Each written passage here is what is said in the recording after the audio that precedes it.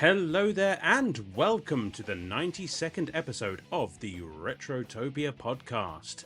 My name's Alan, your retro collecting British chum, and I'm here to talk to you not about a single retro game, oh no, about many retro games, as I talk about my list of essentially the unicorns that I would like to add to my collection.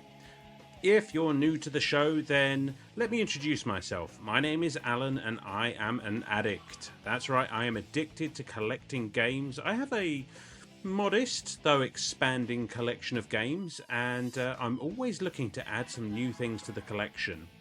As such, I have a wish list of probably about 300 to 400 games at any given time, and some of them are almost unattainable, I would say. And that's what I'm going to talk to you about today. Just some of those games in the collection that are wishlist games, them someday games that I hope to get hold of one day, but we shall see.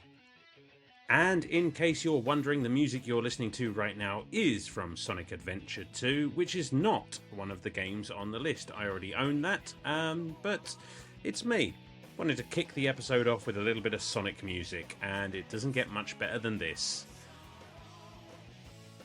So before we get into the episode proper, I just want to get our plugs out of the way. If you're listening to this, thank you. If this is your first episode, thank you again for taking a chance on us. If you like what you hear, you can find all of our social medias, our Discord, our Patreon, and all of that good stuff, our merch stall, stand, shop, whatever. You can find that at linktree/retrotopia. That's linktr.ee/retrotopia. Come along, follow, like, share, get the word of mouth going. Come and get some fancy Retrotopia swag to wear. I think that's what people don't call it these days. No, it's drip these days, isn't it? Retrotopia drip or fit. I don't fucking know. I'm old. You can also support us by joining our Patreon. It's free to join at the basic tier, and you get access to all of our extra content. You can listen to our mini review show, Quick Play, where a host will pick a game and just basically review it in 20 minutes or so. A nice little bump to get you through your fortnight. You can listen to our Retro Bites series, which is a monthly discussion show in which Sam, Brian, and I get together to just talk about video games and life. And if you're a Patreon, you get that 15 days earlier than everyone else and get an extra topic tacked onto the end just for you lovely people. You can also comment on episodes. You can comment on the game in question or the games in question, as is the case may be this week. You can vote in polls. You can right into our 9-bit banter box, which in the traditional style of the 5x5s of old, we don't actually have this week, but I can assure you that when we do have it, it is very culturally elegant. At we have a $2 tier as well on Patreon, which entitles you to all of the above, but you can also pick a game for our quick play series and choose a host of your choice, which I've started saying properly now. You can throw a game at the host of your choice and they'll review it for you. And you also get access to our brand new show, New Game Plus, which is kind of a whenever we feel like review, usually one man show. Although we're open to spreading the love a little bit around the Retrotopia hosts. But basically, what we do is we review modern games. So if there's anything that we've been playing recently that doesn't really fit in with the vibe of the main Retrotopia show, we'll do it there. So that's been a lot of fun. So obviously, there's no gentleman's interlude. This gentleman's interlude, easy enough for me to say because I only fucking do the thing. There's no gentleman's interlude this week because you're going to hear enough of me talking over the next hour or so. So I thought I'd spare you that indignation. But what I will say is a little bit of backstory. Why not? I have been playing video games pretty much my entire life, and it's one of those things that as a lad, we had a good few of the systems that were available. Never kept the old one though, which has always kind of galled me as an adult. Probably about I don't know, say 10 to 15 years ago, I started collecting in earnest. So I had an Xbox 360 at the time, and I would think that was pretty much my only console. And when I met my now wife, she came onto the scene and brought along I think it was the GameCube that she brought with her, and fully encouraged and endorsed my crippling gaming addiction.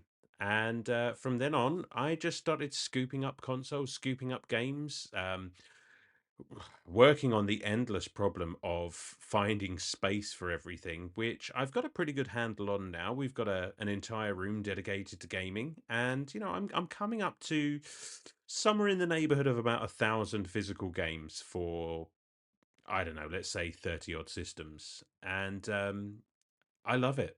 I love it.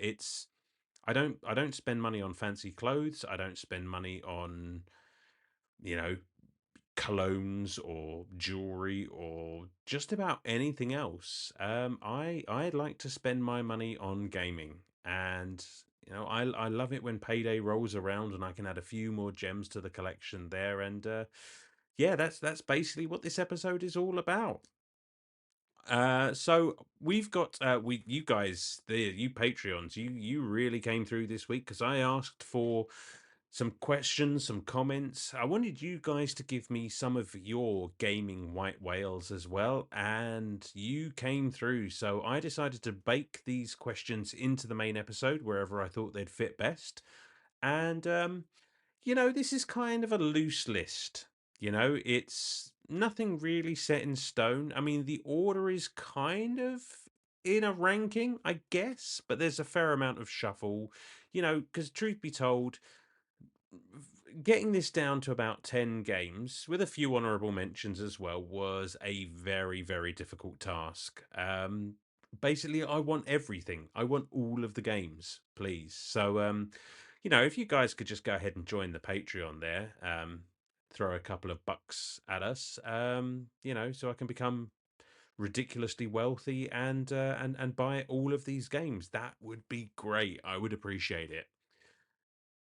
All right, then, without further ado, I'm going to fire up a little bit of music, and then when I come back, I'm going to talk about all of my gaming white whales. Thanks for listening, guys. Enjoy the show.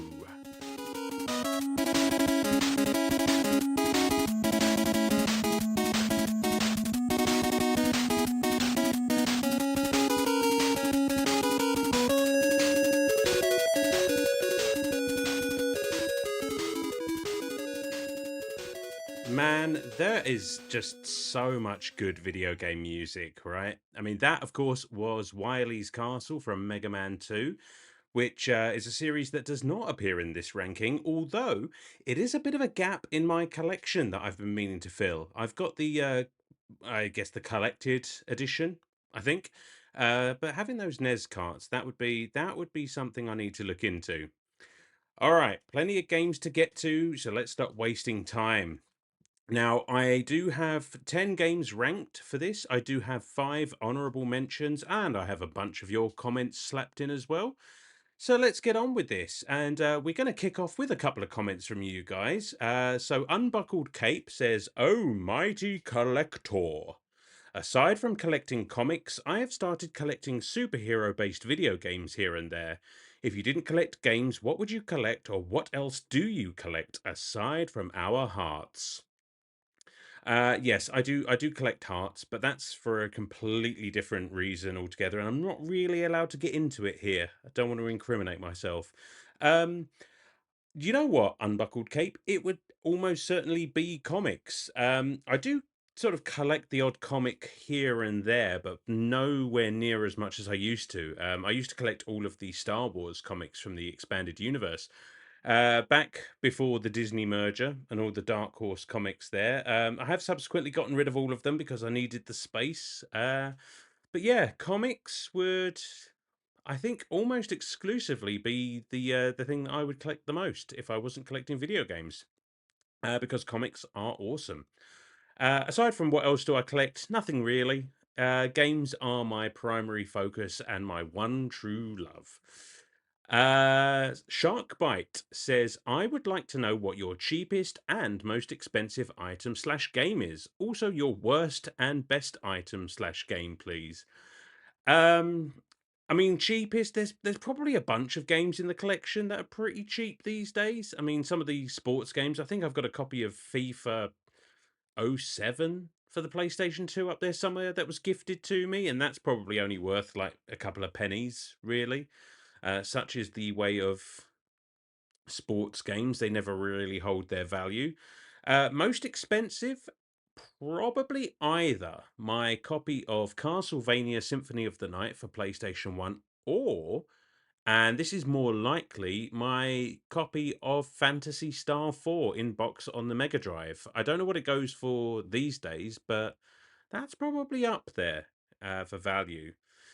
And what is your worst and best item or game? Oh, geez. I mean, best is again probably Symphony of the Night. It's one of my favorite games of all time. So, yeah, that's possible. And worst, I don't know. I've got so many shit games in the collection. I can't think of anything off the top of my head that would. Because you know me, I'm Alan. I'm the guy who just loves everything gaming wise, even the shit games I really enjoy. So I don't know, not the best. I guess. I mean, I suppose if you wanted to be subjective, it's probably something like Sonic 06. But I'm here to tell you, I don't care what anyone says. I fucking love that game, and I'll probably do an episode of it one day. So watch this space. All right, so let's get into some honorable mentions here. So these games didn't quite make the list, and they're in no particular order, of course. But you know, these are just games that I would like to get hold of one day. So there is Jurassic Park on the Mega CD, which is a point and click adventure game for the Mega CD. And that, I mean, it's not actually all that expensive to get on its own, but the caveat there being I would need to get a Mega CD, which I don't yet own. I hope to add that to the collection one day, but if you take the two together, that's probably getting up there in price. So that's something I'm going to have to think about. But I played this game a bunch back when I was in school, and even then, I remember the graphics being really quite pixelated and hard to make out. But I had so much fun with that fucking game. I love a good point and click, and I love Jurassic Park. So there you go. Next up, I had Castlevania Curse of Darkness for the PlayStation 2. I don't know much about this game. I know it's a 3D Castlevania. Um, it's here by virtue of being in Castlevania. It's north of £100 usually, but it's a Castlevania game, and I would like an entire collection of Castlevania. So that's an obvious pick. Something that's a little less obvious, and I'm just going to take a sip of drink, and I've only just gotten started. That's not going to bode well. So something is slightly less obvious for me, especially, is Marvel vs. Capcom 2 on the Dreamcast. Not necessarily prohibitively expensive, but it does get up there, especially in box with manual and all the rest of it. It's a fighting game. I'm not the biggest fan of fighting games, but you know, I love Marvel. I love Marvel. I enjoy Capcom's fighting offering, Street Fighter and what have you. And this game just looks stunning. I would love, and I know it's come out on the Marvel versus Capcom collection. I think it is that's come out recently. But you know, I'm an original systems kind of a guy. I like to have, and that goes for a lot of these games actually. A lot of games have come out on collections and things like that. I even own some of these games, I think, on a collection. But I'm talking about the original copies. I want to play these things on original hardware. Call me a snob if you will. Right, before I get to the next honourable mention, I'm going to read a comment here from Fallen Snow Kiku because it kind of loosely ties in, and that's the theme with a lot of these comments. You know, a lot of them loosely tie into what I'm talking about. One of them ties in directly. One of you guys actually guessed one of these games on my list, and I'll tell you who when we get there. But Fallen Snow Kiku says, I'm not the most dedicated collector, but I have managed to amass every mainline Final Fantasy game in one format or another, with one exception 11. While I have no desire to actually play it or anything, it's not in there. I suppose I can find a PS2 disc relatively cheap since the servers there have been shut down and it's unplayable. So I can have for completionist's sake. If you're curious, I own 1 to 6 on Switch, 7 through 9 as well, as 13, 14, and 15 on Steam, and 10, 12, and 16 on PlayStation. Yeah, Kiku, I am also trying to amass every mainline Final Fantasy game, and it annoys me no end that 11 and is it 14? I think it's 14. Is 14 the other MMO RPG? I think so. Correct me if I'm wrong. But not having those two in the collection does piss me off. And I'm not. I'll be honest with you. I mean, I have also considered just getting a copy of Final Fantasy 11, even though I fully know it doesn't work, just to add to the collection for completionist's sake. So I'm in the same boat with you, Kiku. I respect that take.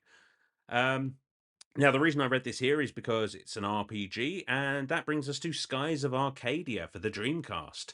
Which, again, Dreamcast getting a lot of love here because I don't have the biggest collection of Dreamcast games, and Skies of Arcadia is an RPG on the Dreamcast that just looks stunning. I think it might have come up in Brian's episode talking about the RPGs that he most wants to play, and I agree. Like the look of this game is something that I would very much be interested in. An RPG about sky pirates? Whoa, come on now. That sounds like a good time. So I would love to add that to my collection.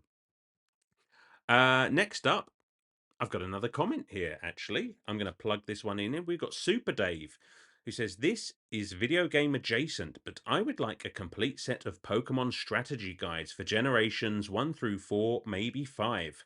I have a few scattered volumes, which triggers the collector's need for a complete set. And that line right there absolutely speaks to me in volumes. It's triggers the collector's need for a complete set. Yes, I'm the same. I hate having just disparate, entries in a series. Like I love to have the whole set, which ties in nicely to my next honorable mention, which is the Pokemon Black or White, and Pokemon Black and White 2 as well for the Nintendo DS. I love Pokemon. I was big into the Pokemon hype back in the day. I remember getting my very first copy of Pokemon Blue back in the day, and I only ever really played up to Gen 3, so Ruby and Sapphire, I think. And then I kind of fell off. So I never played Pearl and Diamond, although I own them now, so I will get round to that eventually.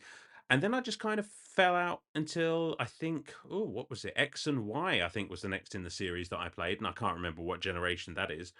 But I never played the Black and White series, one or two, and all in, like especially Pokemon Black and White 2, they're at least £100 a pop at the moment. I don't know why. Um, but yeah, I would like the collector's need for a complete set has me wanting every entry in the Pokemon series. And who could blame me? Right, so that's it for my honorable mentions, which leads us into my top 10 most wishlisted games. And I'm going to put some music in before each one of these just to spice it up a little bit. So let's get into it.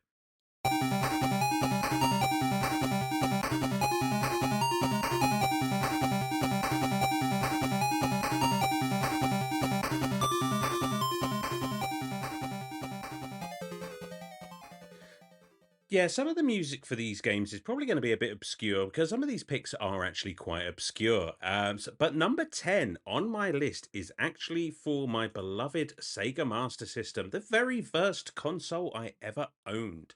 And it is Golden Axe Warrior. Golden Axe Warrior is a game that is absolutely and quintessentially a Zelda clone, which is enough for me. I love the Golden Axe series. They are just pure arcade nonsense, lots of fun. I don't actually know if I've ever beaten one. I'll have to remedy that someday.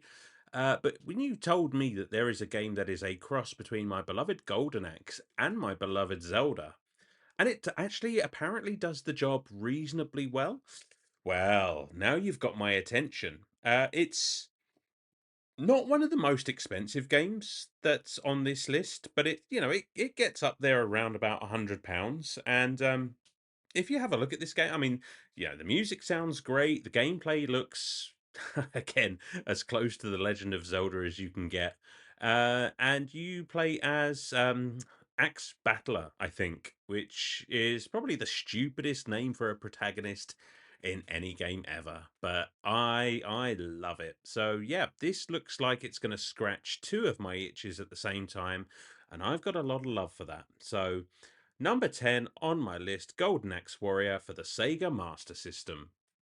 And that's all I can really say about that because, again, I've never played it. I don't know much about it beyond that, but damned if I don't want to give it a try. So, one day, one day. And that's the theme of this episode, one day.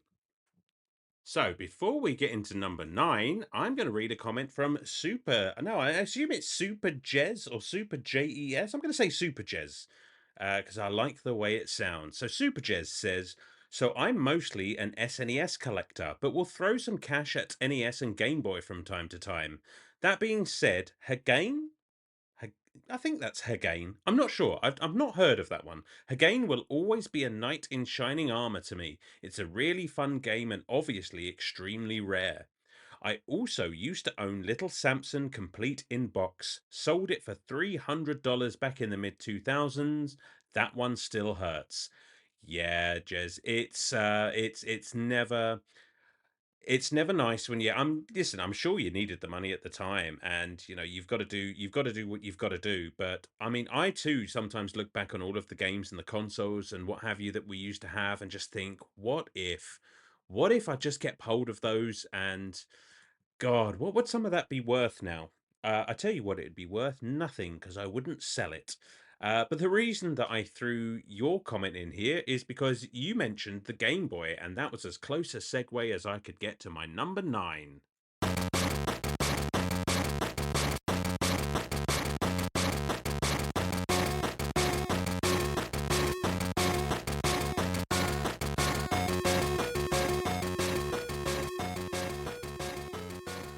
That is probably the most inappropriate music for this game that I could think of, because my number 9 is Resident Evil Gaiden, however you say that fucking word, for the Game Boy Color. Now this again, it's a Game Boy Color game. It's a Game Boy Color game that probably a lot of people don't know exists. A Resident Evil game on the Game Boy Color. Um, not prohibitively expensive. Probably around about that £90 mark. Ah, I am a huge, huge Resident Evil fan. As you are going to hear on next week's episode, where we talk about Resident Evil. There you go, some spoilers for you. And it is my fervent desire to hold the complete set of Resident Evil games. And I have only one game missing in the collection, and this is it. To have a look at the screenshots and have a look at the gameplay, oh boy. I mean, I'm not going to say it looks like the worst game ever, but there is that fear holding me back. There's that fear of spending all of this money on a game that's perhaps not going to be as good as I want it to be. Um I mean, it definitely looks like a Resident Evil game, and it is a gaping hole in my collection that is otherwise absolutely chock a block. But yeah, Resident Evil Gaiden. Does Resident Evil work on a Game Boy Color? Watch this space because I'll almost certainly buy it one day. And you know what? I think that will make for some fantastic quick play fodder. So yeah, we'll see. We'll see if I can make that happen one day. All right then. So moving on to my next, what's this? Number 8, I think. I've lost count already. Now, before I get into my number 8, I am going to read a comment from one Randy Berridge who says, Very much looking forward to this episode. I'm a physical media obsessive with an addictive personality which has been destructive combo for my wallet. I am currently very focused on collecting for the Sega Genesis slash Master System and the PS2. Those are my two favourite consoles of all time, so rounding out my collection with those systems is giving me some sense of focus. And then he lists a couple of games here. So PS2, GTA Vice City Stories was originally released on the PSP, which I didn't have. One of the few Rockstar releases I have not played, and who would say no to more time with that soundtrack? Agreed. Um, just to cut in here, Randy, I played GTA Liberty City Stories on the PSP not all that long ago, and it basically just played like a portable Grand Theft Auto 3, just with some of the kinks ironed out. So, if Vice City is basically, I mean, the PSP was kind of just a portable PS2, wasn't it? So I can't imagine that being a bad time, and I would like to add that to my collection as well. He then goes on to say, Sega. Dune, The Battle for Arrakis. As a massive Dune head and a fan of Sega, this is a must own for me. It's only a matter of time. Real-time strategy games can be a slippery slope, can be a slippery slope for me, but I'm willing to take the risk. Eager to hear your unicorns, Alan. Cheers. Well, Randy, you are the one. If ever we needed any more proof that you are a brother from another continent, because I very much agree with the physical media obsessive. Me too. Addictive personality. Oh boy, me too. And I would also like to round out collections for Sega Genesis or Megasys, as we call it around these parts, which apparently is not a trademark to Retrotopia. Who knew? And the Master System. But you, out of everyone here and out of all of the games that are around, guessed my number 8 correctly.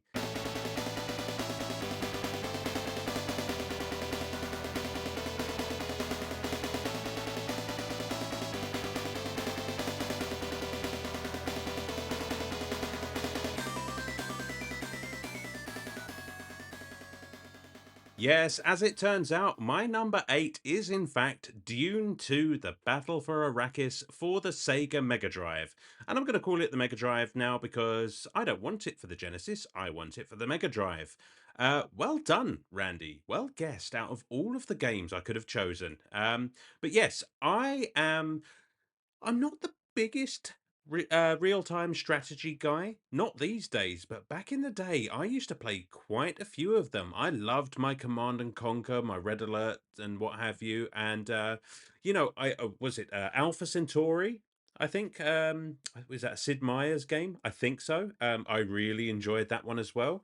I just loved whiling away the hours, just building up resources and building armies, and then invariably taking too long and getting absolutely fucked over when a horde of the opposing teams just came over the hill and slaughtered everyone. Good times. So yes, my old love of real time strategy games comes together with my very real love of the Duniverse, the universe of Dune, and I am a huge fan. I'm looking at my shelf over there, and I have lots and lots of Dune books. Let me tell you, obviously, a big fan of the original Frank Herbert ones. A fan to a lesser extent, but still a fan of his son Brian. Yeah, Brian Herbert's sort of expanded Dune universe. I mean, yeah, all right, hate me if you will, but yeah, I they're not as good, obviously, but any excuse to spend more time in that universe is a welcome one, which is why I want this game so much. Funnily enough, a subject of discussion between me and my brother recently. He's been playing it on, I guess he's got one of those little handheld retro game devices that have thousands of games on it, and he found it on there, and yeah, he thinks it's good.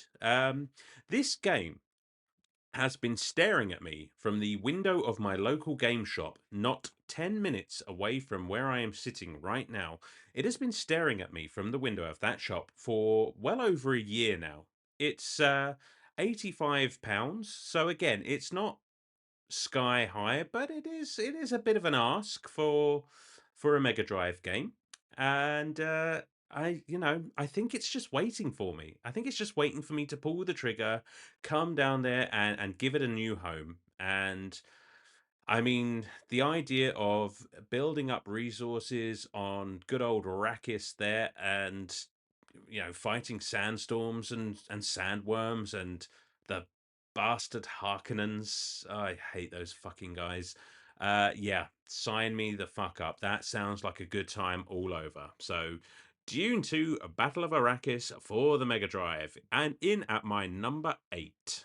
Which brings me to my number 7, and it's about damn time the Sega Saturn got some love. So, my number 7.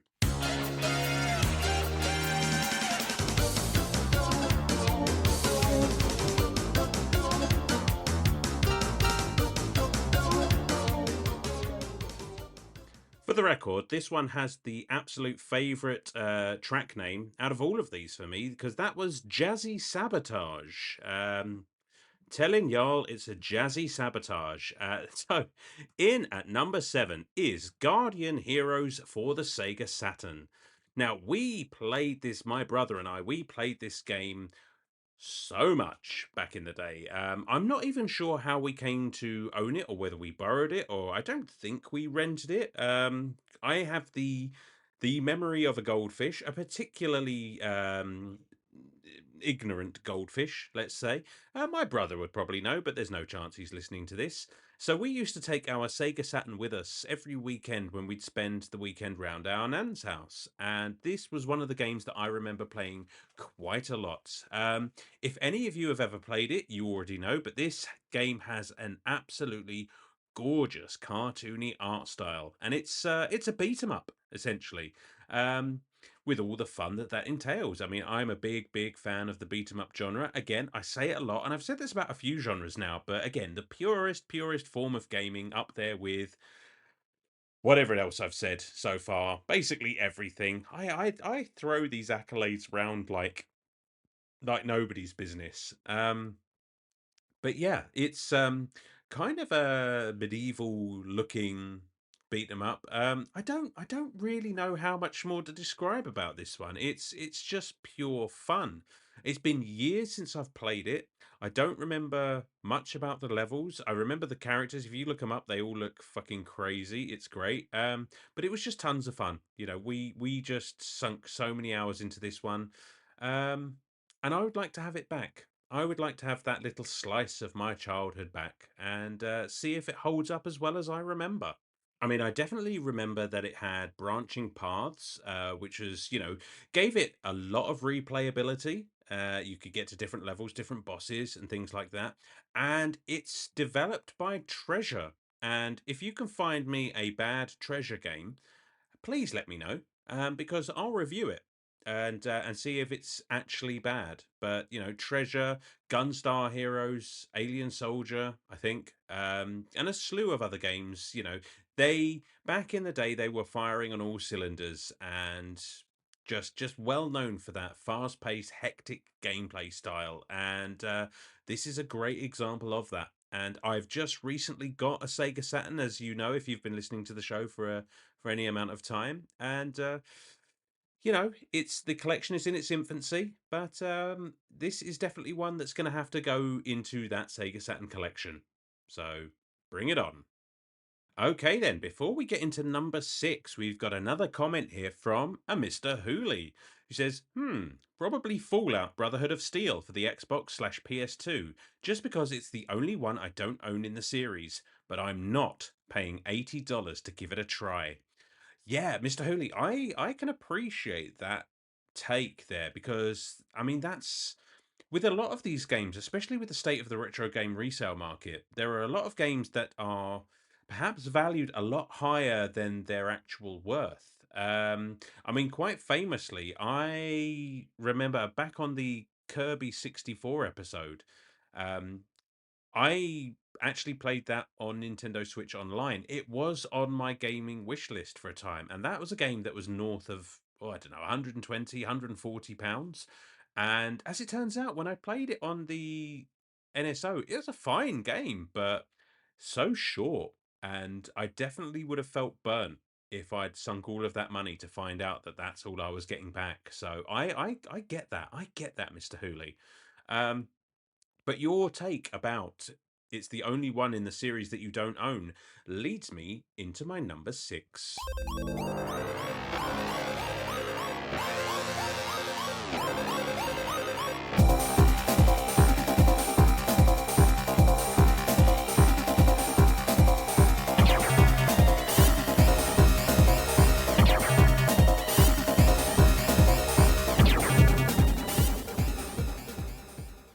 Yeah, I may have let that run on a little bit longer than I had to, but I don't think there is a bad piece of music in this entire series. It is, of course, Streets of Rage 3 for the Mega Drive.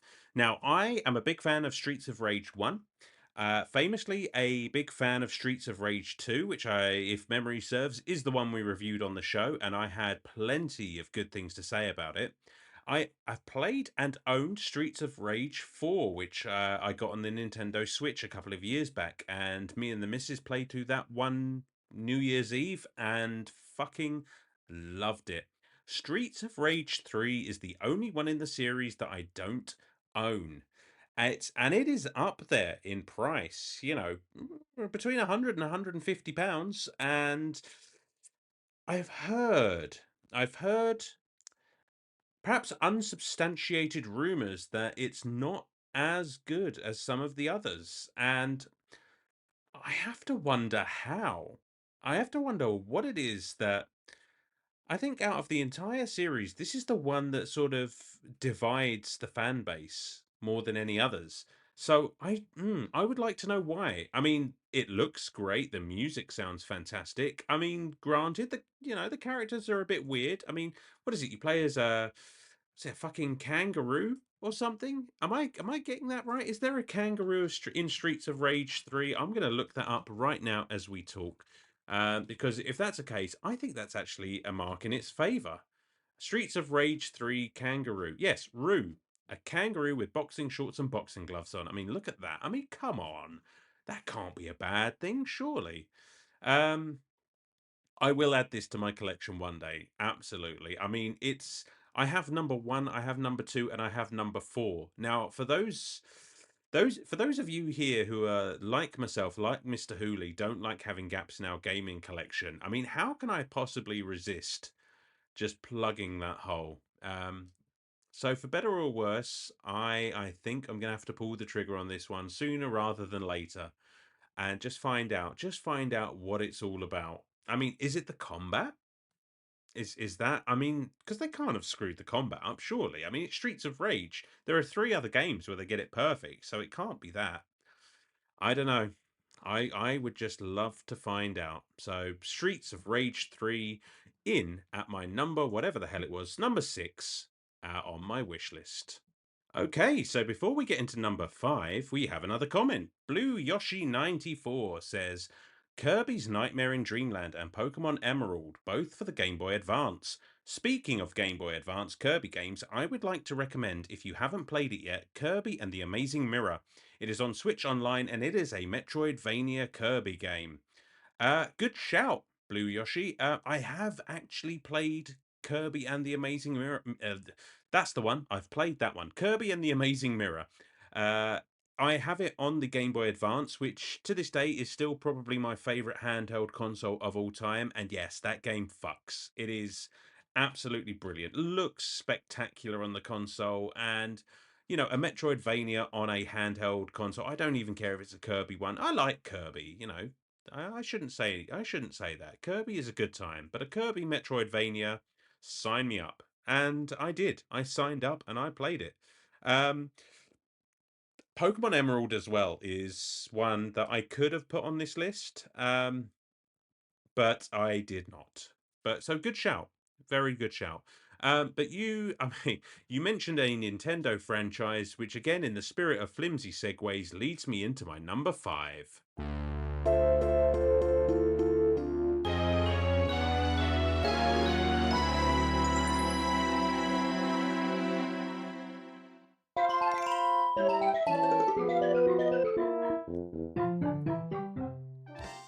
I feel like if any single track in this entire list is going to be the most recognizable, it's probably going to be that one.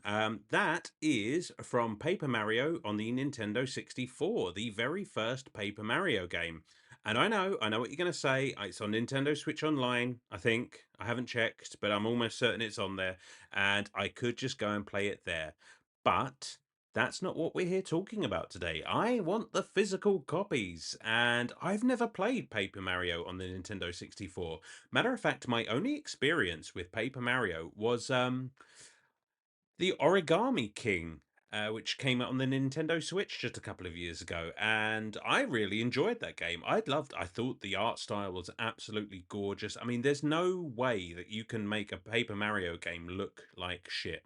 Even even on the Nintendo 64, which now listen, I love the N64, don't get me wrong, but some of those games haven't aged particularly well. But that paper book that f- papers. Oh, what am I trying to say here? That storybook. That's the one. That storybook look of Paper Mario 64.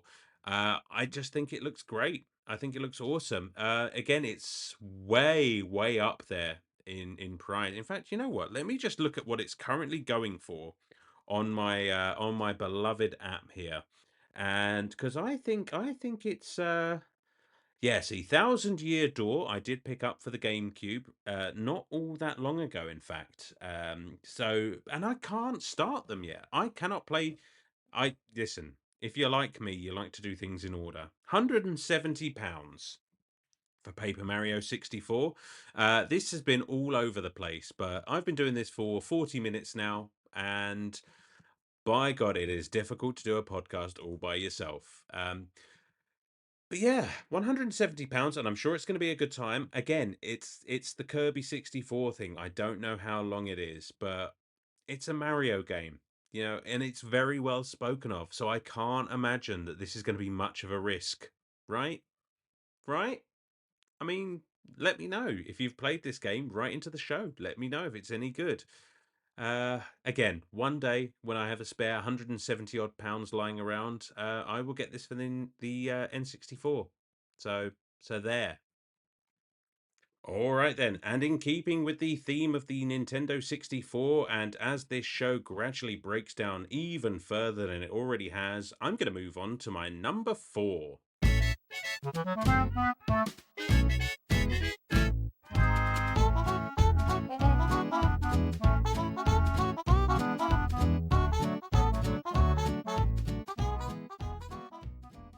Again, I think there's an outside chance that this is another one that you guys might recognize from the music alone. It is Conker's Bad Fur Day for the Nintendo 64. What do I need to say about this game? It is very expensive these days, and I've heard mixed reviews as to how good it is, but I know full well that the humor on this game is absolutely on point, and that is its main selling point for me. I remember way back in the day, back when I was in secondary school, I went to a friend's house, and they basically popped this fucking game into the Nintendo 64 and played me the famous, the world famous Great and Mighty Pooh song. And come on. If that doesn't sell itself to a teenage boy who's still, I mean, I say that I'm a 40-year-old man and I am still very amused by poop and fart jokes and things like that. I mean, I think deep down we all are, aren't we? Down to our very core. But yeah, I watched that scene and I was like, what in the fuck is this? Because that style of gross out humor, it's a yeah, and very adult humor for the most part, was not something that we'd necessarily seen much of in video games. And it's I never forgot that. I don't think anyone who's ever seen it has forgotten it, have they?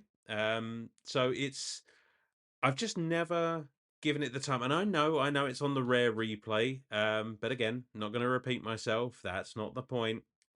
It's just it's one of those games that I saw once for approximately 10 to 15 minutes and still to this day would just love to get my hands on and play through just to see if it's as funny in its entirety as that one small clip I saw some, I don't know, more than 20 fucking years ago.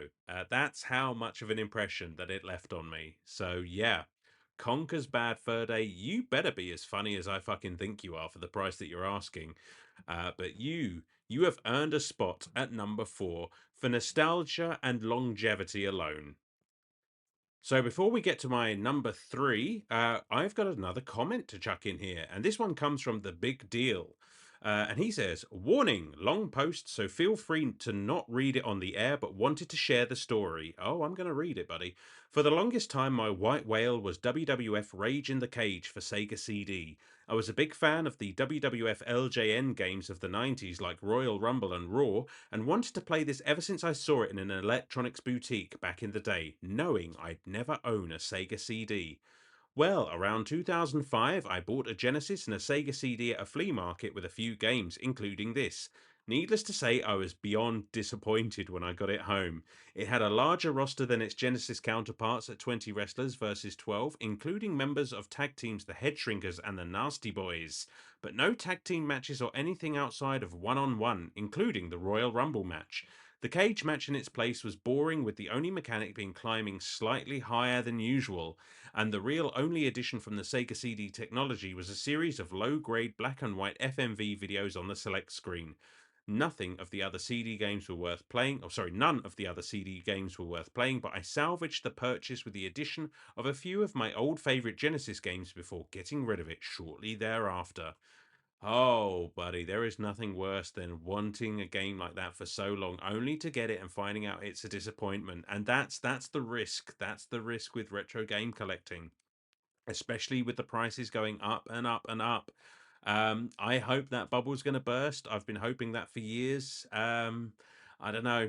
We'll have to see. And a wrestling game as well. I love wrestling games. We'll have to cover some on the show because I have very fond memories of, I don't know, was it Bring on the Pain?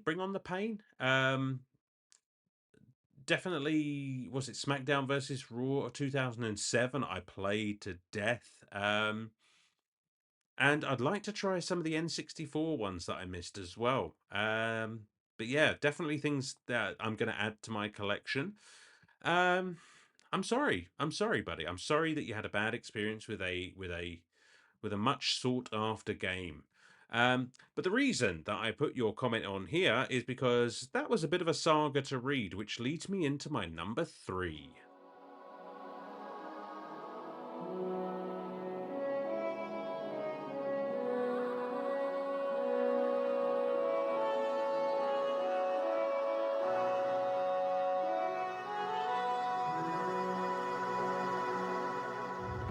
Oh, yes, we are going back to my beloved Sega Saturn once again for what is potentially the most sought after game on the system. It is, of course, Panzer Dragoon Saga. I know very little about this game, if I'm honest. I know that there are two other games in the series, both of which are far more reasonably priced than this one. They are dragon riding rail shooter games, which in itself sounds like a lot of fun. But for the third game in the series, they really upped the ante by making it a full-blown RPG spanning 4 whole discs. 4 discs, which, these days sounds crazy, but back in the day wasn't all that bad. But I guess this was Sega's answer to things like Final Fantasy VII. They realized they needed a big chunky RPG in order to compete, and this was what they came up with. It was critically acclaimed, but did not sell all that well, apparently, which means there are, you know, only I don't know how many there are out in the wild, but it's in the thousands. And as such, this is probably the most expensive single game on my list. I mean, I've seen them. I don't think I've seen a copy for less than £500. So when I say that this is a white whale, this is a pipe dream kind of a game. I mean it because unless I start saving up now, I don't know that I'm playing this on original hardware for a good long while.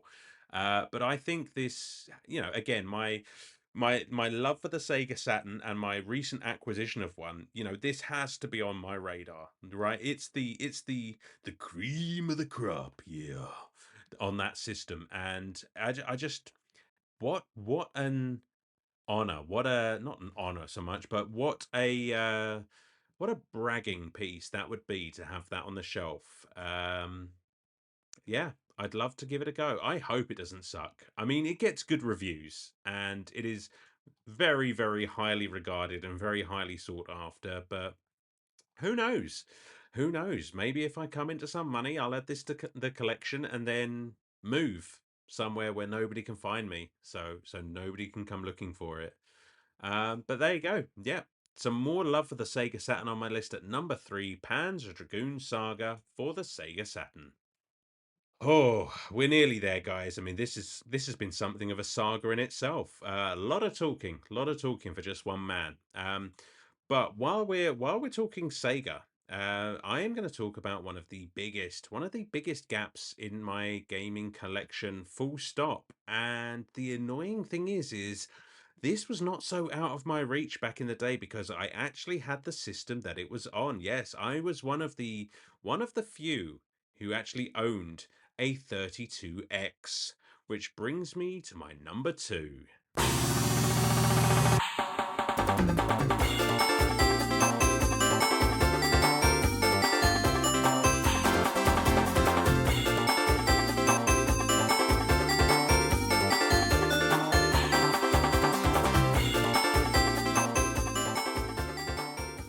Ah, the one that got away, my biggest gaming regret, the thing that I wish I'd have gotten hold of back when I had a 32X, that absolutely pointless mushroom-shaped plug-in for the Mega Drive.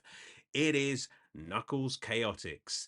Now, this game, listen, it's me. There had to be a Sonic, or at least Sonic adjacent game on this list, or else I wouldn't be telling you guys the truth. And when I say Knuckles Chaotix is one of my biggest some days, well, it's number 2 on my list for a good reason. And I I have to know. I have to know what this game is all about. I mean, I used to collect Sonic the comics back in the day, and I would see the screenshots of all the games, and most of them I'd play or owned at the time. But this one always looks so interesting, so exotic. I mean, Knuckles gets his own game. That in itself is worth the price of admission because we all love Knuckles, right? I mean, the dude is he's not as cool as Sonic, but he's up there. You know, the guy is awesome. And when you pair that with the Chaotix crew, and for those uninitiated among you, there is an entire crew of these guys, the Chaotix crew. You've got Vector the alligator, you've got Mighty the Armadillo, Espio the Chameleon, Charmy Bee, and I think I'm forgetting someone, but it's not coming to me right now. But yeah, there's an interesting mechanic in this game which has you basically having two characters on screen at any one time hooked together by these rings, which basically allows you to rubber band characters around the screen, which seems very interesting. I'm not sure how that works in practice, but I suppose you can anchor one person in place and then build up speed with another and then fire both of them off in the same direction. And it just looks wild and wacky. It looks incredible. The graphics are, I mean, I don't know what the 32X actually did for games. It looks like a game that could have run, I suppose, on the Sega Mega Drive. Maybe that's just me. Maybe that's just bitterness talking. It's just like, for fuck's sake, guys, why?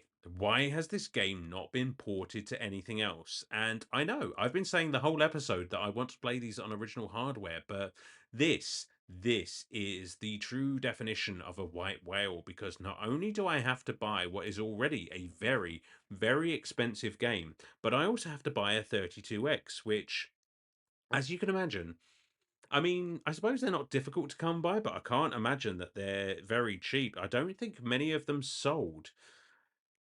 Ah, but it's just one of those, isn't it? I mean, what are we talking about here? At least 300 to 400 pounds for Knuckles Chaotix, just the game on its own. Never mind the system on which I'd need to play it.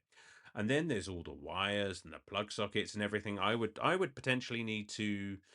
I mean, let's say I get the Mega CD and the 32X. I mean, how the hell am I going to fit that into the gaming collection? That's the age-old question, but one day, my friends, one day, I will own Knuckles Chaotix, and then I won't shut up about it. So then you'll all be sorry. All right. We're in the end game now. We're in the home stretch, and what could possibly have beaten all of that? Well, if you've been listening to me talk for any amount of time, you could probably guess the franchise that number one comes from if you've been paying attention. Some of you might have already gotten it. But before we get there, we have one last comment, and this comes from Unbuckled Cape, who's a bit cheeky here, gets two comments, but I kind of split your comment up because it kind of made sense to put this here. So Unbuckled Cape says, an episode about collecting done by the collector seems too obvious. Oh, mighty collector, we are not worthy. But please tell me, which game is worthy enough to hold the title of most copies owned by you? Remasters and multiple platforms count. Well, and this is going to be a huge spoiler for my number one, but excuse me, Jesus, this is a lot of talking, guys, and I'm doing my best. So the game that I probably owned the most copies of, not counting Skyrim, because I do own that on quite a few different systems, but it is Castlevania Symphony of the Night. I bought that on Xbox 360. I've got a PlayStation PS1 copy. I own it as part of the collection that I got on PS4 with Rondo of Blood for the episode that we did, God, so long ago now. And I also bought it recently. I bought the Dracula X PSP game there, and Castlevania Symphony of the Night does appear on that game as an unlockable, so I'm counting it. I think that's all that I own it on. But I think, unless there's something I'm forgetting, I think that's probably the most copies of any game that I own in my collection. And that leads us very neatly into number one.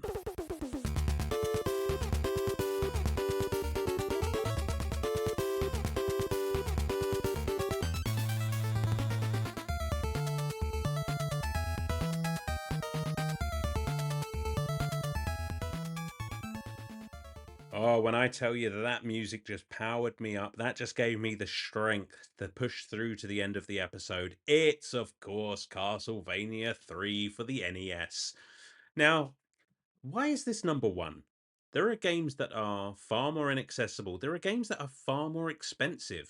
And, frankly, this is not the most unattainable game in the series. I mean, sure, you're looking at north of £200 for it, but that's not too crazy, with a little bit of careful spending and perhaps fewer lattes and avocados. I could save that money up in no time. I suppose, and it may be a bit anticlimactic for anyone who is expecting some big and shocking rarity. It's Castlevania. It's me. You all know how much I love this series. I've made no secret of this. Castlevania 3 on the NES is a game that I could play literally anywhere. But for me, Castlevania 3 is the game that I fear the most.